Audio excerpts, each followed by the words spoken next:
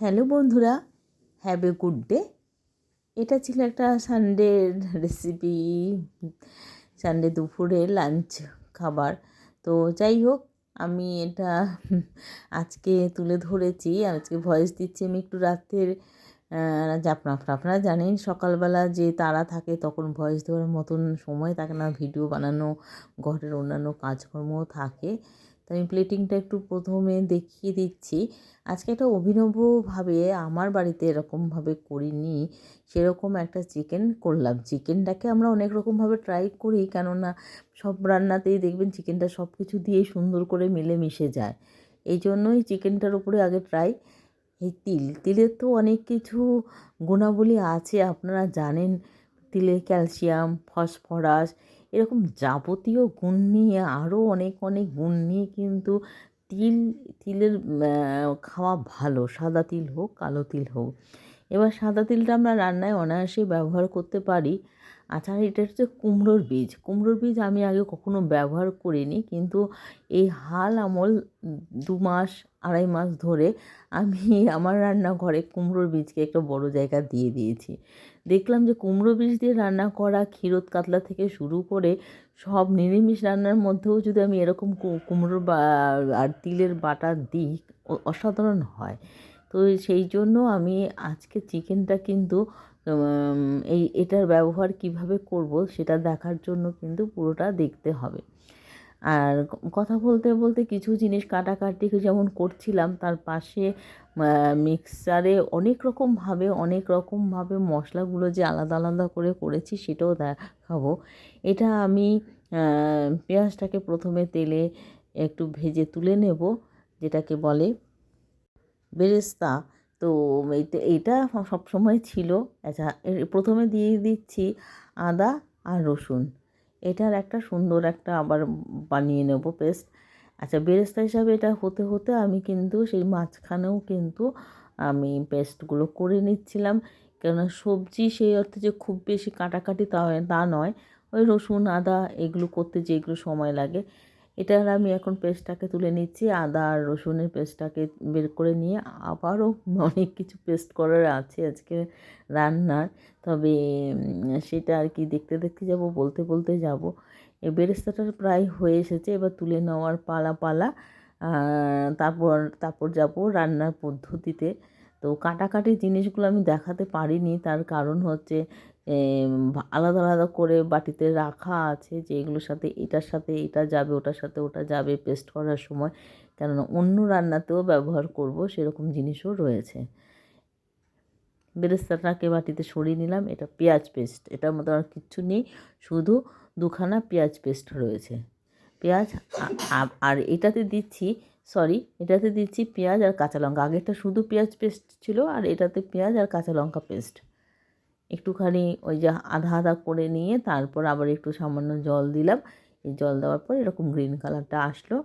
এবার একটা পেঁয়াজকে তেলের মধ্যে ছেড়ে দিয়ে এটাকে একটু মোটামুটি সোনালি রঙের করে ভেজে নেব, যেটাকে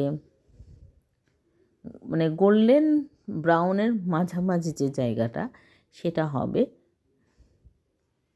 এবার চিকেন ঘরে অনেকটা থাকে, যখন আনা হয় তো তার মধ্যে থেকে কিছুটা এরকমভাবে করি, কিছুটা ওরকমভাবে করি। তো যেহেতু এটা সানডে একটু সময়টা বেশি পাওয়া যায়, তার জন্য আমি এটাকে এইভাবে ট্রাই করলাম।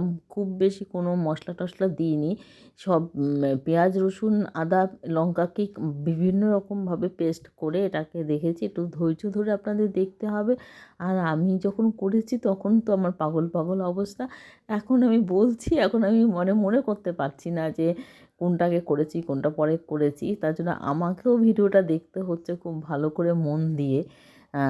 যাই হোক, আপনারা যারা আমার খুব কাছের বন্ধু, যারা নিয়মিত আমার রান্না দেখেন, কমেন্ট করেন আমাকে, আমার ভীষণ ভালো লাগে। আমার বয়সে অনেকটাই ছোট, সেরকম বন্ধুরা যখন এসে কমেন্ট করেন, তাদের তো মানে কি বলবো, তাদের এতটা সময় নষ্ট করে, কারণ তাদের ঘরে ছানাপোনারা আছে, তাদেরকে লেখাপড়া শেখাতে হয়, সবটার যত্ন নিতে হয়। ছোটো যে ছেলে মেয়েদের প্রতি তো নজর সর্বদা করতে হয়। বড়োদেরকে শুধু মুখে বললাম এটা কর ওটা কর বা এটা করিসনি, কিন্তু ছোটোদের তো এটা দেখতেই হয়। চিকেনটার মধ্যে কিন্তু নুন টুন কিছু দেওয়া ছিল না। আমি এবার নুন দিলাম, পেঁয়াজটাকে ভেজে সেটার মধ্যে নুন দিলাম। চিকেনের নিজস্ব যে জল, একটু ঢেকে ঢেকে রান্না করলে নিজস্ব জল বেরোয়, সেটা আমরা সবাই জানি। যারা কোনো একদিন হলেও রান্না করেছি তারাও জানে। এবার আমি এটার মধ্যে দিয়ে দেবো একটা প্রধান অস্ত্র, সেটা হচ্ছে গোলমরিচের ক্রাশ করা গোলমরিচ। তো এটা কিন্তু পুরো ডাস্ট নয়।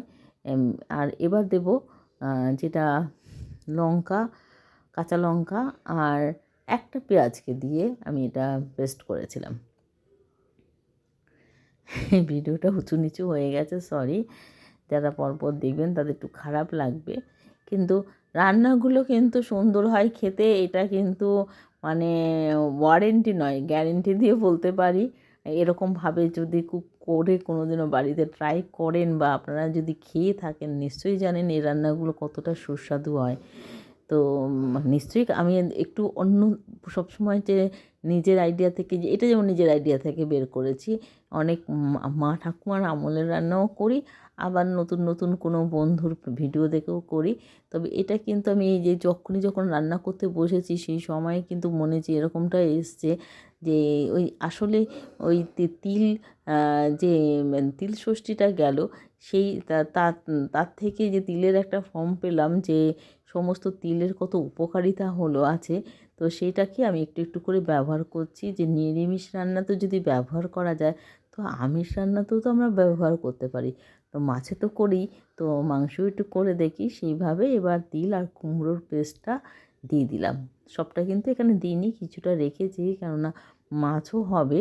কেন আমার শাশুড়ি মা তো চিকেন খায় না, আমরা মাছ খাই। তবে শাশুড়ি মার জন্য তো অবশ্যই মাছ করব, সবার জন্যই করব। তো শাশুড়ি মার জন্য শাশুড়ি মার নাম বললাম তার কারণ উনি তো চিকেন খাবে না।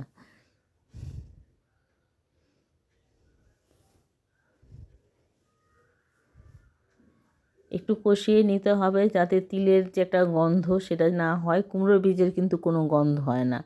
এটা একদম মানে বাদাম বা চিনে বাদামই হোক, যে কোনো বাদাম হোক, কাজু বাদাম হোক, তার কিন্তু একটা স্মেল আসবেই বাটা করলে পরে। আর তিলেরও তাই। তো কিন্তু কুমড়োর বীজের আমি দেখেছি সেরকম কোনো গন্ধ নেই। তো কিন্তু রান্নাটা খুব সুন্দর করে, এটাকে গ্রেভিটা এত সুন্দর হয় খেতে। আপনি যা দিয়ে খাবেন, আমরা রুটি দিয়েও খেয়েছি, পোলাও দিয়ে খেয়েছি, এমনি শুধু শুধু টেস্ট করার জন্য, যে নুন টেস্ট করার জন্য খেয়েছি, অসাধারণ কিন্তু এর গ্রেভিটা হয়েছে। এবার তো জল মজে গেছে, এবার নামিয়ে নেওয়ার পালা। তো আপনারা যারা ধনেপাতা পছন্দ করেন, এটার মধ্যে কিন্তু একটু ধনেপাতা কুচি ওপর থেকে দিতে পারেন। যারা বেরেস্তা পছন্দ করেন তারা একটু বেরেস্তা দিতে পারেন। এইটা ছিল আজকের টিপস, যে একই রান্নাতে এইভাবে রান্না করলে আপনি চাইলে চিকেন দিতে পারেন, চাইলে বেরেস্তা দিতে পারলেন। আমি একটু জল দিলাম, তার একটা অবশ্যই কারণ আছে। আর আরেকটাও দিতে পারেন, সেটা আমি যদিও বা আমার এই রান্নাতে ইউজ করিনি, সেটা হচ্ছে তড়কা পাতা।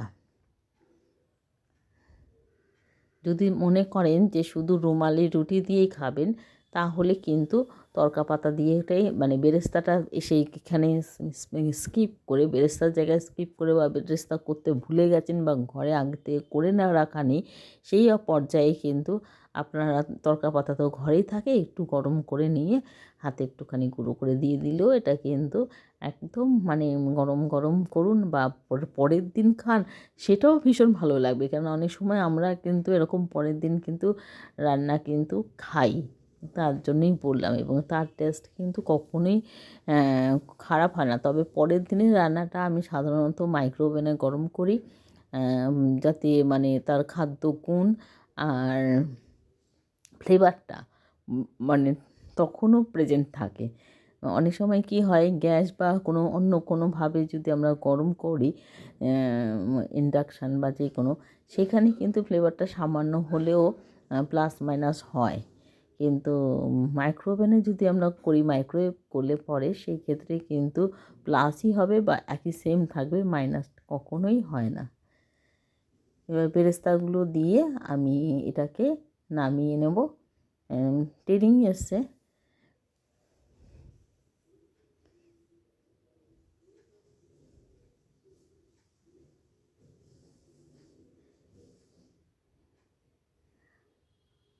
এটাকে মানে রুমালি রুটি দিয়ে অসাধারণ খেতে লেগেছে। আর পোলাওয়ের সাথে তো এটাকে দেখলেনই, আমি সার্ভ করেছি, দুটোর সাথেই সার্ভ করেছি, পোলাও এবং রুমালি রুটি। দুটোই ভীষণ মানে দুটোর সাথেই খুব ভালো লাগছিল। মাছও ছিল, কিন্তু আমরা যেই প্লেটিংটা দেখাচ্ছি সেটা কিন্তু মাছটা কিন্তু দেখায়নি।